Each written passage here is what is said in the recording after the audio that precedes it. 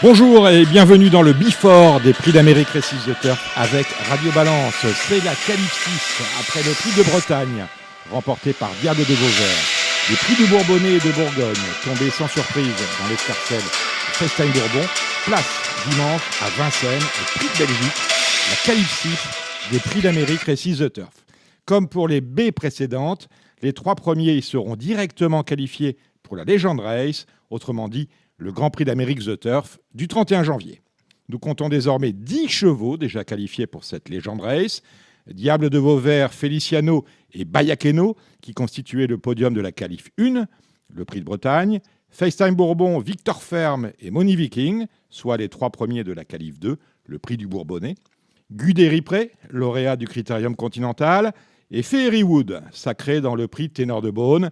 Et enfin, Vivid Waidas et Delia du Pomereux, respectivement 2e et 3e du récent Prix de Bourgogne. Depuis Ourazi, on ne gagne plus la Belgique avant d'aller vaincre l'Amérique. Ce siècle, un seul trotteur, si je ne m'abuse, a réussi le doublé, et pas n'importe lequel, Bold Eagle, le crack des cracks. Pour décrypter cette qualif 6, j'ai à mes côtés Benjamin Lyon de The Turf. Bonsoir Benjamin. Bonsoir Dominique. Alexandre de Koopman, on vous suit sur votre page Facebook de Coupe Tuyau. Bonsoir Alexandre. Bonsoir Dominique, bonsoir à tous. Et Cédric Philippe de Paris Turf. Salut Cédric. Bonsoir Dominique, c'est toujours un plaisir et un avantage d'être parmi vous. Ah, c'est très gentil. Alors dites-moi Alexandre de Koopman, comme je le disais, on a quand même l'impression que si l'on veut gagner le Prix d'Amérique en termes de statistiques, il vaut mieux ne pas avoir gagné le Belgique juste avant. Est-ce que vous êtes d'accord avec ça ? Oui, tout à fait, je suis d'accord. D'ailleurs, il ne faut pas se leurrer, hein. Ce Prix de Belgique, c'est souvent la séance de rattrapage, hein. C'est la dernière chance, hein, pour certains. Donc, au niveau du calendrier, déjà, on est à 2 semaines du grand rendez-vous. Certains qui seront présents dans les épreuves, du coup, c'est parce qu'ils n'ont pas réussi à se qualifier avant, donc ils ont eu d'autres combats. Donc, c'est jamais simple. Ça veut dire souvent que les trotteurs ont eu d'autres courses peut-être et ont laissé un peu des forces avant de courir la belle. Donc, forcément, c'est pas la préparation peut-être idéale en tout cas. Est-ce que cela peut expliquer que l'on ait finalement que 13 partants dans cette qualif 6, ce Prix de Belgique ? Oui, je pense, hein. Voilà, il y a déjà eu pas mal de qualifiés, donc qui n'ont pas forcément besoin de courir cette épreuve-là, et certains autres qui veulent à tout prix leur billet, mais finalement, voilà, il y en a pas tant que ça qui peuvent l'espérer. Alors, 13 partants, je viens de le dire. Cédric Philippe, est-ce qu'en plus que nous ayons peu de partants, on peut dire que certains chevaux ne vont pas du tout jouer leur chance, autrement dit qu'ils vont faire le tour, et que dans nos tickets, on verra cela en fin d'émission, on aura chacun 100 € à dépenser pour proposer des jeux. Est-ce que ça veut dire qu'il y a des chevaux qu'on peut déjà, de ces 13 partants, rayer totalement ? Dominique, vous êtes un homme de lettres, un homme illustré, vous savez lire le code. Déjà, par définition, tout le monde court pour essayer de gagner, n'est-ce pas ? Normalement, c'est le code. Mais bon, après, voilà. Après il y a des petits arrangements avec le code. On va plutôt dire que certains auront des ambitions plus vives que d'autres. Bon. Ça sera déjà Alors, quels sont ceux, je vais poser ma question autrement, quels sont ceux dont les ambitions seront moins vives que d'autres ? Voilà. Je pense tout d'abord à l'As Victor Ferme, qui est déjà qualifié. Et qui est ferré. Donc je ne suis pas sûr qu'on ait besoin de faire feu pour l'occasion. Généralement, il était peut-être un peu trop frais. Fairywood, le numéro 2, idem, elle est déjà qualifiée. C'est une course pour la maintenir en condition. Là encore, je suis pas certain que ce soit vraiment une obligation dans les jeux. Donc, AC2, pour moi, j'en ferai l'économie. Ensuite, le 7 Looking Superbe, je suis vraiment perdu avec lui. Donc, j'ai vraiment besoin d'être rassuré, mais en l'occurrence, c'est peut-être pas le scénario idéal pour être rassuré. Après, la question de Delia du Pomereux est une vraie question, puisque là aussi, on est serein, on est qualifié, on va pas être offensif, on va pas mettre les artifices, mais on met Eric Raffin pour qu'il la connaisse pour le jour J. Donc elle peut peut-être être 5e, mais avant le coup, c'est pas du tout une obligation non plus pour le podium, tout du moins. Tony Gio, le 10, je suis un peu perdu, ce sera le Pico du Carreau. Et le 13 Bide Montfort, c'est plus une jument de vitesse selon moi, qui est vieillissante, donc c'est pareil, c'est une 4-5e possible. Donc oui, il y a vraiment, pour moi, des priorités et assez peu, et après, d'éventuels 5e possibles et des chevaux plus ou moins motivés. Mais c'est vrai que, comme vous disiez en amont, il faudrait se poser la question du positionnement de ce Prix de Belgique dans le calendrier. Et si on réussissait à trouver une situation où on peut retrouver une dernière préparatoire à plus de 2 semaines d'une échéance, on verrait moins de catch. Parce qu'il faut oublier qu'on parle du prix d'Amérique. Les prix d'Amérique, c'est bien, mais il y a aussi prix de France, prix de Paris. Donc, on ne peut pas faire des courses dures à répétition avec des chevaux de grande qualité.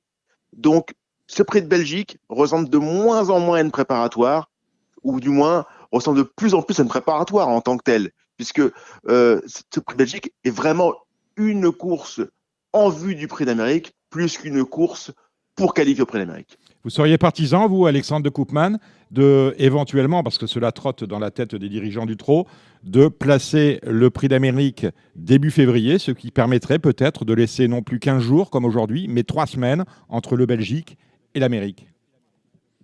Oui, c'est sûr que c'est intéressant. Maintenant, si on fait ça, on va se dire qu'on va avoir personne à Cannes peut-être déjà au mois de mars, alors que déjà le critérium est souvent creux là-bas. Donc, si on fait des heureux à Vincennes, on va peut-être faire des malheureux à Cannes. Et après, il faut pas oublier que c'est des champions, que la plupart sont étalons, que la saison de monte attaque aussi. Donc, au plus on décale dans le temps, au plus ça risque d'être problématique également. Donc, c'est sûr que par rapport au positionnement du Belgique, on peut se dire qu'une semaine de plus, ce serait pas plus mal.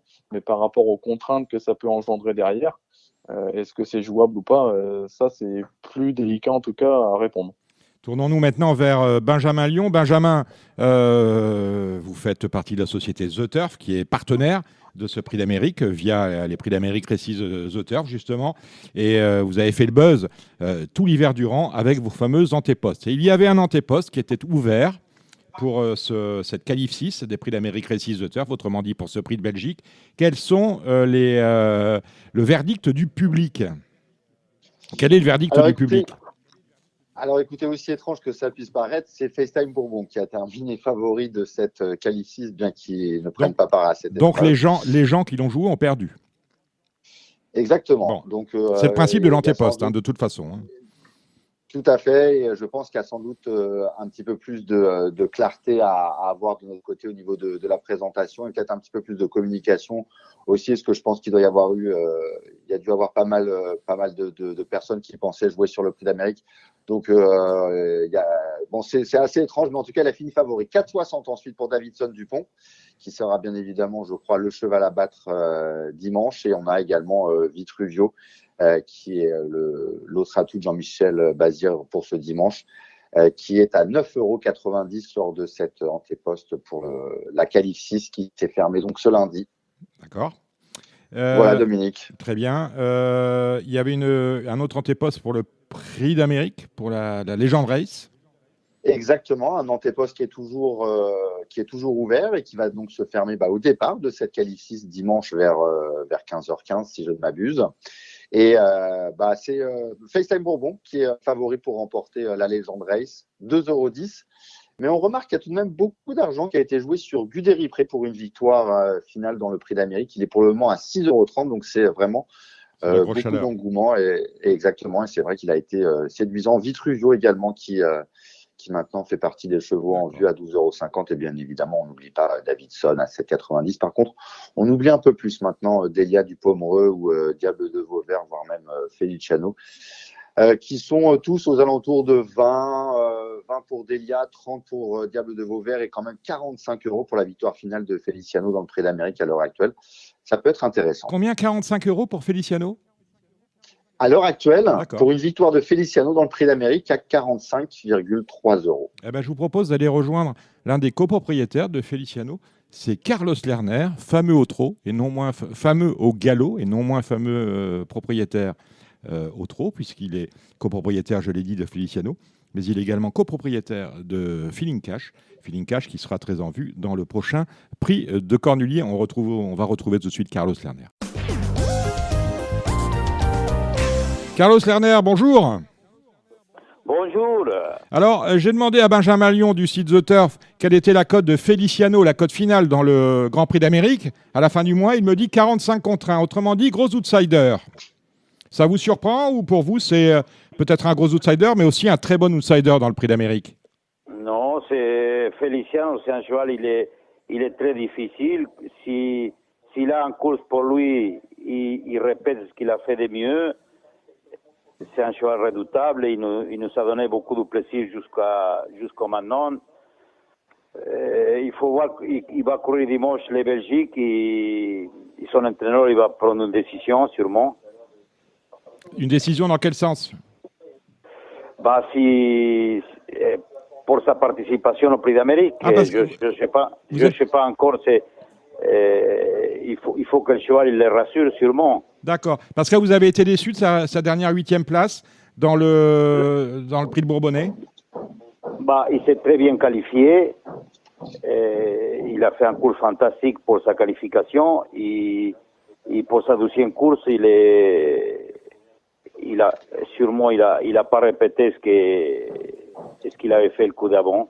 D'accord. Donc on est un peu dans l'expectative avec lui. Au fond de vous-même, Feliciano, dans le Prix d'Amérique, c'est un cheval qui peut gagner, être monté sur le podium, être dans les 5 premiers. Bah, c'est un cheval il est pétri de qualité, il a une classe terrible. C'est un cheval qui nous a toujours surpris au moment qu'on n'attendait pas. Il a la qualité pour être dans les 3 du Prix d'Amérique, mais il faut qu'il donne le meilleur de lui-même. D'accord, il sera confié, Feliciano, dans ce Prix de Belgique, à David Bécard. Dites-moi, vous avez la semaine prochaine un autre classique qui aura l'une des 2 plus grandes courses du meeting, à savoir le Prix de Cornulier. C'est Feeling Cash, Carlos. Oui, vraiment, je suis très chanceux d'avoir une association de chevaux de cette qualité-là. Bon, Feeling Cash, c'est un gentil cheval. Au monté, il fait partie de l'élite. Et je pense qu'il sera dans les 3 favoris du Cornulier. Quels sont les chevaux dans le Cornulier que vous craignez plus particulièrement pour Feeling Cash? Bah, il y a Fado Duchesne qui est un très très bon cheval il commence à montrer des grandes qualités. Il y a Étonnant. Ils sont plusieurs. Et ces derniers temps, on a vu que des chevaux qui se rajoutent à la liste. Tant mieux pour les sports. Je vais passer la main à quelqu'un que vous connaissez bien, que vous avez plus souvent l'occasion de voir sur les hippodromes de galop. C'est Cédric Philippe de Paris Turf. Oui. Bonjour Carlos, comment ça va? Tout va bien. On est confinés comme tout le monde. Bah, en un seul mot, vous êtes vénard. Carlos, dernièrement, j'ai trouvé quand même que votre cheval qui court dimanche, il y avait un problème de ferrure, je crois. C'est les plaques qui lui ont pas plu, non? À Feliciano. Oui, il y avait un problème de plaques. Le cheval, depuis qu'il a commencé à saillir, c'est pas le même. C'est un cheval très émotif, sûrement. Il répète pas toutes ses courses, mais on sait qu'il y a la qualité, on sait qu'il y a un très grand entraîneur qui est à côté de lui, et on peut avoir des espoirs encore. Vous pensez qu'il est comme Dominique Cordier depuis qu'il s'est mis à la saillie, c'est plus le même homme? Sûrement. Parce que depuis qu'il a sailli, le cheval il est pas facile. C'est un cheval il a beaucoup de personnalité, il est très spécial, mais on sait d'un autre côté que s'il est à 100%, il est capable de battre même les meilleurs un jour. On a le même problème avec Dominique, voilà, c'est un beau résumé. Merci beaucoup Carlos. Merci Carlos Lerner et on vous souhaite de bonnes courses pour ce dimanche et pour celui d'après. Merci de nous avoir répondu. Et messieurs, après Carlos Lerner, nous allons retrouver un homme en vue dans cette qualif 6 des Prix d'Amérique Récise de Turf. C'est Richard Westerink, qui est l'entraîneur du numéro 5, Frisbee Dame. Alors une question me brûle les lèvres, Richard Westerink. Bonjour. Bonjour. Pourquoi ne pas avoir déféré Frisbee Dame? Pourquoi pas déférer Frisbee Dame? Ouais. Pourquoi? Pour préserver quand même des pieds derrière, parce que je ne peux pas la déférer complètement là. D'accord. Mais bon, il a quand même devant, c'est quasiment comme déféré. Il a des petits plaques en plastique. D'accord. Juste de demi-plaques en plastique, donc c'est vachement que pour préserver la pince. Et derrière, il a des allures très, très, très, très légers. Autrement dit, je ne pouvais pas le déférer là. D'accord. Autrement dit, pour vous, les pieds sont protégés, mais il est dans une configuration où il est comme déféré. Ouais, quasiment, oui. D'accord. Ouais. Comment vous voyez les choses dans cette course? C'est la dernière chance pour lui de se qualifier dans le Grand Prix d'Amérique. Je sais que c'est un cheval qui aime bien que ça barde. Là, on n'a que 13 partants et on n'a pas exactement des chevaux pour aller devant et mener un train d'enfer. Vous sentez les choses comment, en fait? Ben, c'est un peu ça qui me dérange un peu parce que franchement, il n'y a rien qui. Il n'y a personne qui va rouler dans cette course-là. Il y en a que 3 chevaux qui ne sont pas qualifiés et le reste, ils s'en foutent de la course, je pense. Bon, peut-être Davidson Dupont pour tester parce que j'ai vu les déférés, il a les déférés, peut-être il veut voir comme il est. Et j'ai attendu du bruit Money Viking, il ne peut pas la travailler comme il faut à la maison, donc il veut faire une course aussi. Mais après, il n'y a pas grand monde qui vont barder. Le cheval, il est extra. Maintenant, il faut peut-être le courir un peu autrement. On démarre toujours vite parce que son qualité, c'est démarrer vite. Peut-être qu'il faut démarrer un peu plus doucement et se faire amener et puis voir si on peut sprinter pour finir. Et si c'est sans freinage dans le dernier virage, quoi. Vous êtes, Voilà. vous êtes comment avant ce prix de Belgique? Un peu confiant, très confiant avec Frisbee Dame? Bon, tas de forme, il est extra. D'accord. Il est vraiment bien. Parce que vu comme il travaille, je n'ai pas de doute là-dessus. Maintenant, j'avais espéré il y avait un peu plus de bombes dans la course qui roulent un peu, quoi. Qui sont un peu, qui voulaient absolument se qualifier, un cheval de train, quoi. Il faut que je mette étonnant là-dedans, mais bon. Ouais, c'est ça. Donc, en même temps, est-ce que pour Frisbee Dame, participer au Prix d'Amérique, c'est une finalité ou est-ce qu'il aura d'autres choses à faire à un autre niveau, dans d'autres courses? Oh, sinon, il y a plein de choses avec ce Voilà. cheval à faire. Bon, ça dépend un peu du confinement et tout ça, là, mais c'est un cheval pour voyager aussi, hein, c'est un cheval pour l'étranger, c'est pas grave. Mais D'ailleurs, moi, il est allé je cette... crois vraiment que c'est un cheval pour le Prix d'Amérique. C'est un cheval qui, Alexandre Abrivard, il est toujours dit dans les groupes 1, il est toujours là. C'est vrai, dans tous les groupes 1 qu'il a couru, il était quasiment, sauf à Naples dans le final, mais sinon, il était toujours bien placé, quoi. D'accord. Et parce que ça roule, mais là, les courses comme ça roule pas trop. C'est ça qui me dérange un peu. Voilà. En revanche, bon, Frisbee Dame, on va voir comment ça se passe. En revanche, dans exactement 9 jours, là, il y a une grosse cartouche, Richard. Ouais, le cheval, il est bien aussi. Bon, mais on ne court pas tout seul, évidemment, mais pour l'instant, on est bien. D'accord. Voilà. On parle bien évidemment d'étonnant dans le prix de Cornulier. Vous avez vu les principaux autres favoris. On a parlé Carlos Lerner de Feeling Cash. On a vu la victoire de Fado Duchesne. On a vu la petite phénomène du moment qui est Gladys des Plaines. Est-ce que des chevaux que je viens de citer, certains vous font peur ou pas du tout? Vous avez une grande confiance dans Étonnant? J'ai confiance à Étonnant. Maintenant, Gladys des Plaines, on ne sait pas trop avec les vieux qu'est-ce que ça vaut. C'est un cheval qui aime faire du train, surtout le dernier à 1000 mètres, elle peut aller très vite et longtemps. C'est vraiment un cheval qu'il faut voir, quoi. C'est un cheval qui peut faire peur, oui, mais il faut voir dans la course, on ne sait pas trop avant. Après, Fado Duchesne, il m'a surpris un peu, j'ai dit franchement, parce que c'était un bon cheval, mais bon, il a fait des meilleures performances avec son génération. Maintenant, moi, j'ai un cheval qui me fait un peu, qui me fait peur, qui j'aime énormément dans les groupes 1, c'est Étoile de Bruyère. Étoile de Bruyère, oui. Qui n'a absolument rien montré en dernier lieu, quatrième. Ouais, mais bon, le dernier lieu, il a peut-être couru un peu pour préparer, parce que je pense si je me souviens bien, il était un peu caché tout le temps et il fait que la dernière ligne droite, je crois. D'accord, c'est ça. Et donc, je pense que c'était plutôt pour préparer. Elle aime bien faire des trains. C'est un peu Frisbee Dame, quoi. Elle aime quand il y a des trains, elle finit toujours. Donc, je pense que c'est un très dangereux candidat. Après, il y a le cheval à Thierry Diverstin que j'aime énormément. Flamme du Goutier. Et bon, c'est un entraîneur qui sait bien préparer un cheval. Donc, il faut peut-être celui-là quand même Après, j'ai attendu, c'est peut-être son dernière course. Donc, ils vont tout faire pour cette course-là. Là.